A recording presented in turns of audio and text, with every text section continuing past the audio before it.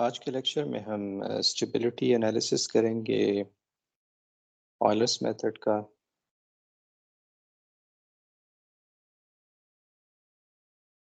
Stability analysis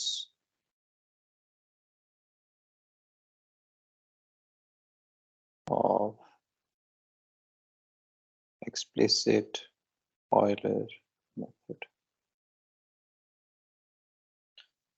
Euler's method के लिए अगर हमने स्टेबिलिटी एनालिसिस करना है तो पहले मॉडल प्रॉब्लम देखना होगा।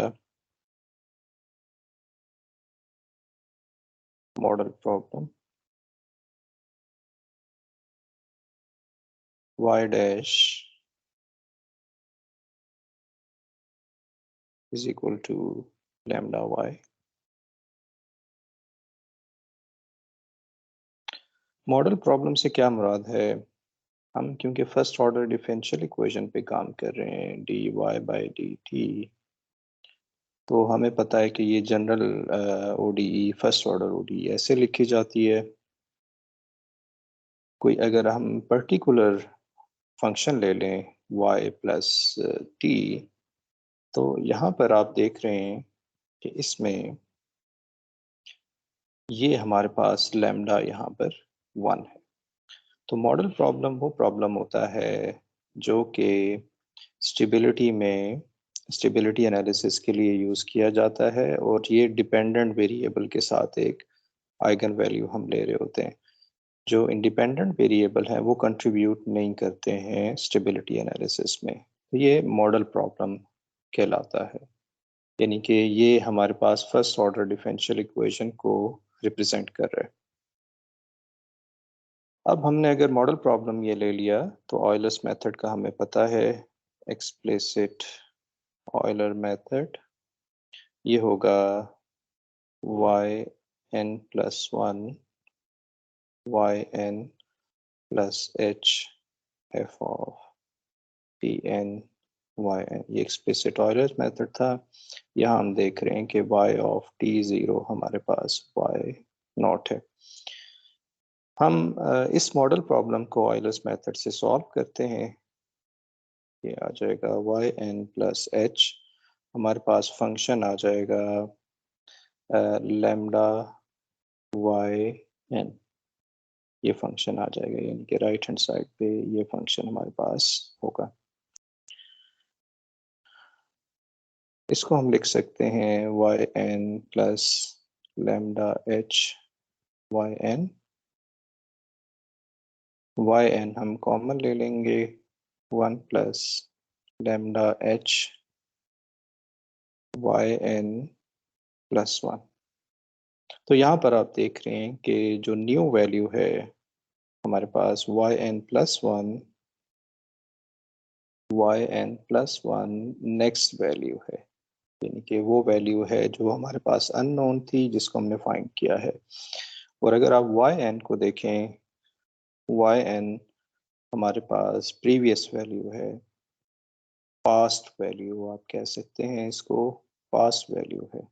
तो न्यू वैल्यू पास्ट वैल्यू पे डिपेंड कर रही है, लेकिन इसमें एक फैक्टर हमारे पास आ रहा है और वो फैक्टर ये है 1 प्लस लैम्डा h का। इसे हम कहते हैं amplification factor. 1 plus lambda h is amplification factor, क्योंकि ये सॉल्यूशन को एम्प्लीफाई कर रहा है, एम्प्लीफिकेशन फैक्टर। अब यहाँ पर आके एक चीज़ आप देखेंगे कि पहले तो आपने ये लैम्डा डिसाइड करना है कि क्या ये पॉजिटिव है या नेगेटिव है। जो रियल लाइफ फिनोमेना है, कोई भी आप phenomena, for example birth rate देख लें या डेथ रेट देख लें या पॉपुलेशन मॉडल्स देख लें, हमारे पास अगर टाइम है और population, for example Y axis पे पॉपुलेशन है, तो इनिशियली जो पॉपुलेशन है वो टाइम के साथ कम होती रहती है।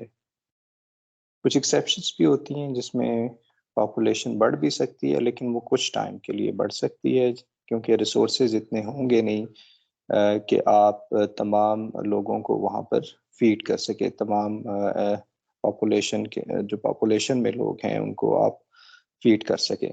तो हम क्या करते हैं कि आमतौर पे जो प्रॉब्लम होते हैं वो डिकेइंग प्रॉब्लम होते हैं, डिके करते हैं, पॉपुलेशन डिक्रीज करती है, इसे हम कहते हैं डिके। इसी तरह से अगर एक कंपनी का प्रॉफिट बढ़ रहा है तो वो बढ़ भी सकता है, फॉरएवर बढ़ सकता है, लेकिन आमतौर पे वो कम भी होता है। एक्सेप्शंस हैं कुछ जिसमें सिर्फ प्रॉफिट बढ़ रहा होता है, लेकिन आमतौर पे प्रॉफिट जो है with time bar bar decrease होता है।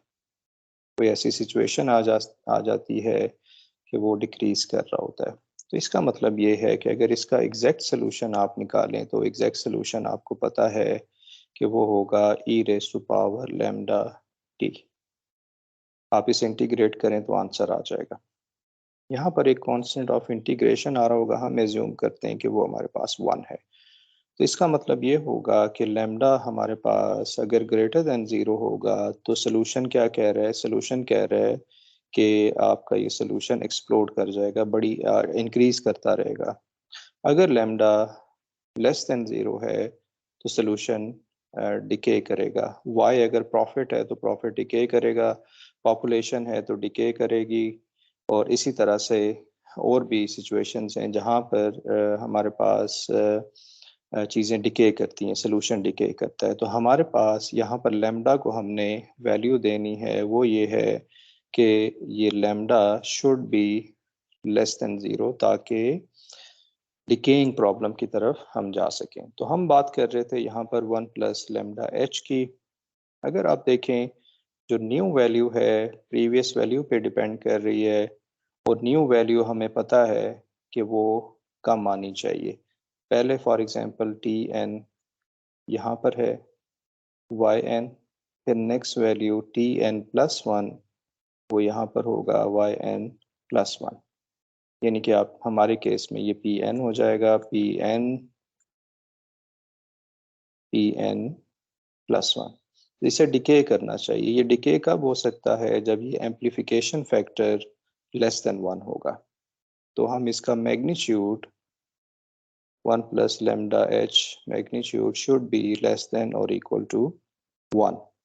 इसको आप सॉल्व कर लेंगे, लेस देन और इक्वल टू 1 -1, और यहाँ से h की वैल्यू आ जाएगी लेस देन और equal to -2 over lambda. Lambda should be less than 0।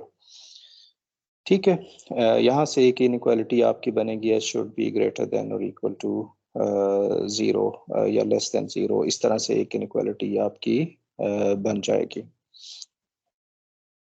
Okay,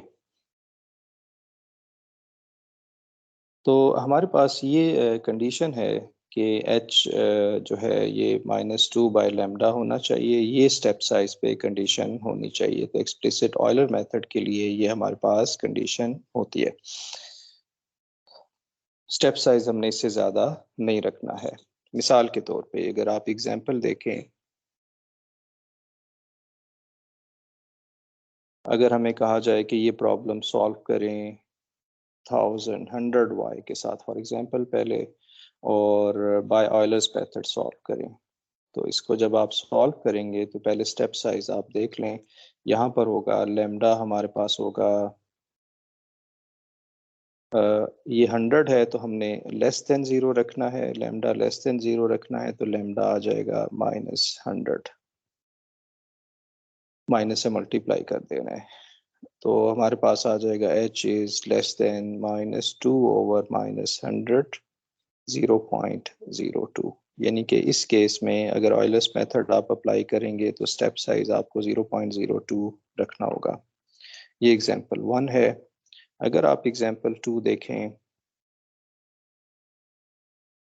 y dash -100y या -1000y, यहाँ पर लैम्डा आ जाएगा -1000, तो h आ जाएगा लेस देन और इक्वल टू -2 ओवर -1000 0.0 और आएगा 0.002। तो स्टेप साइज आपका बहुत ही स्मॉल होगा इस किस्म के प्रॉब्लम के लिए। तो आप अगर एग्जांपल 3 देखें, y dash minus 1000 y plus t, तो इस केस में भी आपको लैम्डा माइनस 1000 ही रखना पड़ेगा। टी की, क्योंकि मॉडल प्रॉब्लम जो है स्टेबिलिटी एनालिसिस वो टी पे डिपेंड नहीं करता, तो H should be less than और इक्वल टू -2 ओवर -1000, और ये दोबारा से हमारे पास आ जाएगा 0.002। ठीक है, तो ये स्टेबिलिटी एनालिसिस था जिसमें हमने देखा कि जो ऑयलर्स मेथड है वो उस पे स्टेप साइज पे ये कंडीशन होती है कि h इज लेस देन और इक्वल टू -2 ओवर लैम्डा। इसका एनालिसिस एक तो वो तरह से भी किया जा सकता है, आप देखें कि हमारे पास है yn plus 1 1 plus lambda h yn, ये वैल्यू थी, जो न्यू वैल्यू आ रही है हमारे पास वो प्रीवियस वैल्यू पे डिपेंड कर रही है और एम्प्लीफिकेशन फैक्टर मल्टीप्लाई हो रहा है। आप n को 0 रखें, हमें मिलेगा y1 1 plus lambda h y0। जब n को आप 1 रखेंगे तो ये आएगा y2 1 plus lambda h y1, क्योंकि y1 डिपेंड कर रहा है 1 प्लस लैम्डा h y0 पे, तो y2 आ जाएगा 1 plus lambda h square y0। इसी तरह से n को जब आप 2 रखेंगे तो ये मिलेगा y3 1 plus lambda h cube y0। तो इसको अगर आप जनरलाइज करें yn, ये आ जाएगा 1 plus lambda h n y0। तो जैसे जैसे ये क्वांटिटी को हमें क्या रखना चाहिए कि नेक्स्ट वैल्यू हमारे पास कम हो, हमें 1 plus lambda h mod less than और इक्वल टू 1 रखना चाहिए। ओके, तब ये डिकेइंग प्रॉब्लम बनेगा। अब इसके साथ ही जो एम्प्लीफिकेशन फैक्टर है उसको भी एक दफ़ा देख लेते हैं हम। सिग्मा हमारे पास है 1 प्लस लैम्डा h, आप इस लैम्डा h को कम्प्लेक्स नंबर कह दें, आप इसे कह दें x plus iota y। Lambda क्योंकि कम्प्लेक्स नंबर हो सकता है, h स्टेप साइज है वो कम्प्लेक्स नहीं हो सकता कम्प्लेक्स नंबर, तो हमने क्या कह दिया कि हमने इस पूरी क्वांटिटी को x प्लस आयोटा y कह दिया, क्योंकि आप देखते हैं डिफरेंशियल इक्वेशन के कोर्स में कि बाज़ औक़ात हमारे पास जो प्रॉब्लम होते हैं उसमें आयोटा y भी आता है, यानी कि ये कम्प्लेक्स भी हो सकता है। तो इस केस में lambda H X plus iota Y, इसे आप z कह दें। तो सिग्मा हमने एम्प्लीफिकेशन फैक्टर कहा 1 प्लस z, और 1 plus z mod should be less than और इक्वल टू 1। अब यहाँ पर z की वैल्यू पुट कर दें, x plus iota y less than और इक्वल टू 1। इसको जब मैग्नीट्यूड आप ले लेंगे x प्लस 1 वाई स्क्वायर, ये लेस देन 1 आ जाएगा। इसका मतलब है कि ये हमारे पास एक डिस्क बनेगी जिसका रेडियस 1 होगा। तो अगर आप ये बनाएं यहाँ पर, तो इसका सेंटर होगा -1 0, और यार होगा कुछ इस तरह से एक सर्कल बन रहा होगा, और आप एक्स वाई कहने की बजाय आप इसे कहते हैं रियल ऑफ जेड, और इसको आप कहते हैं इमेजिनरी ऑफ जेड। ओके, तो ये वो डिस्क है जिसकी बाउंड्री भी शामिल है। यहाँ से आप एक्सप्लिसिट ऑयलर मेथड के लिए वैल्यूज ले सकते हैं फॉर एक्सप्लिसिट ऑयलर मेथड। तो ये स्टेबिलिटी एनालिसिस था, उसकी ज्योमेट्रिकल फॉर्म थी, जिसमें आप देख रहे हैं कि ये हमारे पास एक सर्कल बन रहा है, यानी यहाँ से वैल्यू ले सकते हैं अगर आपने किसी प्रॉब्लम को ऑयलर्स स्टेबिलिटी एनालिसिस अप्लाई करना है और ऑयलर्स मेथड आपने अप्लाई करना है। Thank you for watching.